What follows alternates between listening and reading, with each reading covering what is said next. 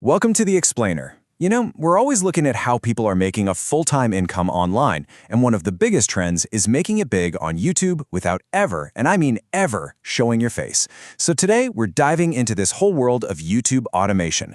We're going to break down a blueprint that promises to do exactly that.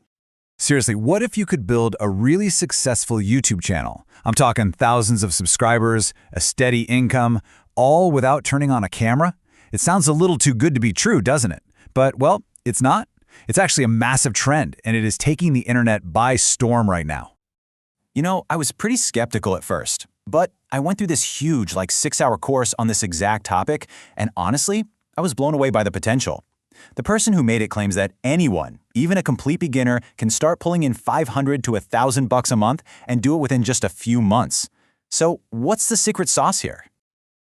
Okay, so first things first, let's just clear up a huge misconception. When you hear YouTube automation, your brain probably jumps to some kind of magical software, right? A push-button thing that just spits out videos for you, but that's not what this is about at all. It's really a system for creating what we call faceless content. So it's not about a robot running your channel. Nope, it's about you using some really powerful AI tools to make the whole process faster and easier. You know, the really time-consuming parts like writing scripts or getting those professional-sounding voiceovers. And this slide, this really nails the difference between the myth and the reality. The myth is it's some magic money machine, but the reality?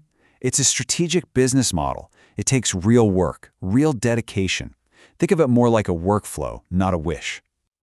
All right, so now that we know what this isn't, let's talk about what the source says is the single most important decision you're going to make in this whole thing. Your success, apparently, all comes down to one core idea: choosing the right niche. Think about it like this. If you're just learning to cook, you don't start with some crazy 10-course gourmet meal, right?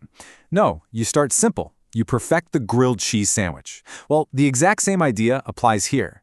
You have to start with a niche that's easy to manage. That way, you can actually focus on learning the ropes and building some real momentum without getting overwhelmed. So how do you even know if a niche is easy? Well, the source gives us this super simple 4-part test. You basically just have to ask yourself these 4 questions you see here. And if the answer to any of them is no, you just move on. It's not about giving up, it's a filter. It's designed to stop you from burning out on a topic that's just too complicated or too expensive right out of the gate. Okay, so you get it. You need an easy niche. But where do you actually find these golden ideas? Well, the course lays out 4 pretty cool methods that literally anyone can use, and they don't cost a thing. You can ask an AI, you can browse social media groups, or, just start with your own hobbies. But my favorite one, the one that's just brilliant, is training your YouTube feed. You just make a brand new YouTube account and only watch videos in the niches you're curious about. Before you know it, the algorithm starts feeding you more and more amazing ideas. Your homepage basically turns into this personalized idea factory. It's pretty cool. Right. So, once you've found a niche that seems promising, one that passes that 4-part test we talked about, it's time to put on your detective hat. You got to do some serious sleuthing. And this right here is where the real work begins. Now, the goal is not to copy. I got to be clear about that. The source material calls this giving your competitors a CT scan. You're not just glancing at the surface, you're digging deep to really understand the inner workings of their channel. What makes them tick? What's the secret formula that's making them so successful?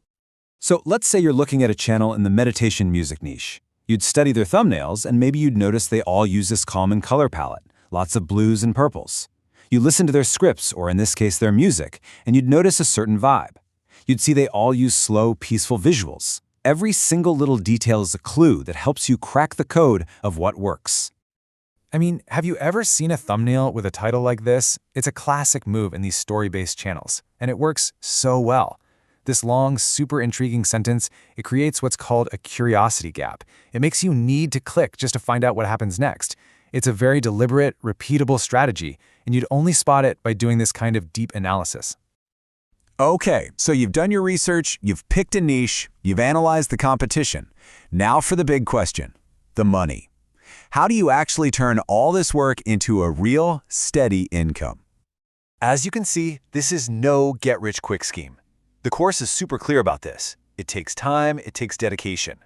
But if you're willing to put in that work, the rewards can be incredible. I mean, just imagine earning $500 to $1,000 a month from a channel you built from nothing. It is absolutely possible, but you've got to be patient and you've got to be persistent.